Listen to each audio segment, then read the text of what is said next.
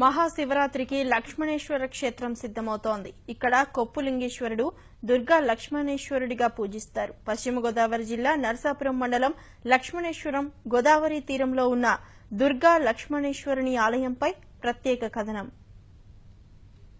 త్రేతాయుగంలో రావణ సంహారం అనంతరం రామలక్ష్మణులు గోదావరి తీరంలో లింగ ప్రతిష్ఠలు చేసినట్లు పురాణాలు చెబుతున్నాయి.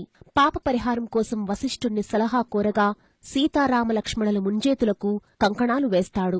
అవి జారిపడిన ప్రదేశంలో శివలింగం ప్రతిష్ఠ చేసి పూజ చేస్తే పాప పరిహారం అవుతుందని చెబుతాడు.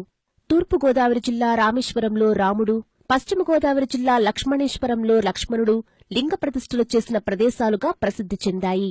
ఆంజనేయుడు గోదావరి నదికి అటూ ఇటూ పాదాలు పెట్టగా ఆయన భుజంపై ఆసీనులై ఉన్న రామలక్ష్మణులు ఒకే సమయంలో ఇరువైపులా శివలింగాలు ప్రతిష్ఠించారని మరొక గాథ వాడుకలో ఉంది. ఈ ప్రాంతానికి చేరువలో పంబరాసుడనే రాక్షసుడు సంబరదేవిని పాలించాడని, అతడు దుర్గాదేవిని కొలిచినట్లు మరో కథ ఉంది.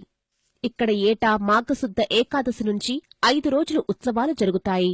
ఈ నెల 24న మహాశివరాత్రిని పురస్కరించుకుని భారీగా భక్తులు వస్తారని ఆలయ కమిటీ అంచనా వేస్తోంది. ప్రతిష్ఠించలింగంగా ప్రసిద్ధి చెందిందండి. ప్రతి మహాశివరాత్రికి ఇక్కడ మహాశివరాత్రి ఉత్సవాలు చాలా ఘనంగా జరుగుతుంది. అయితే శివరాత్రి రోజున రథోత్సవం జరుగుతుందండి. ఇక్కడ భక్తులకు కావాల్సిన సౌకర్యాలు అన్ని ఏర్పాట్లు చేయడం జరుగుతుంది. శివరాత్రి రోజు రథోత్సవం, ఈ సంవత్సరం కొత్తగా ప్రత్యేకంగా తెప్పోత్సవం చేయడం జరుగుతుందండి. అలాగే అమ్మవారు దుర్గాదేవి అండి.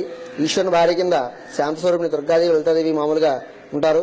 ఇక్కడ మహిషాసుర మర్దిని రూపంతో అష్టభుజి 8 చేతులు కలిగిన అమ్మవారు 20,000 ఉన్నారండి. అలాగే వినాయకుడు సుబ్రహ్మణ్య స్వామి ఉన్నారు. ఇక్కడ సుబ్రహ్మణ్య స్వామి ఇక్కడ 20,000 స్వామివారు. ఈ యొక్క స్వామివారి యొక్క అనుగ్రహం వల్ల షష్ఠికి కళ్యాణం చేయించుకుని అభిషేకం చేసినట్లయితే కనుక సంతాన వివాహం కూడా జరుగుతుందండి. వచ్చే గ్రామ ప్రజలందరికీ ఇంచుమించుగా 2 లక్షల మంది వస్తారని, మా భక్తులు వస్తారని మేము అనుకుంటున్నాం.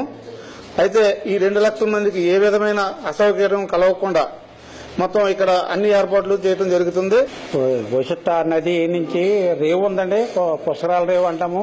ఆ రేవులో స్నానం చేసండి. దాని గురించి వచ్చేప్పుడు దేవస్థానం దర్శనం దేవుని చేసుకుని సంతర్పణలు కూడా అన్ని బాగా ఘనంగా జరుగుతాయండి. దాన్ని బట్టి మేము ఏదో సేవ చేసుకుంటున్నాం. వచ్చే భక్తులకు తాగునీరు, ఆహార సదుపాయాలతో పాటు గోదావరి స్నానఘట్టంలో ఏర్పాట్లు చేశారు.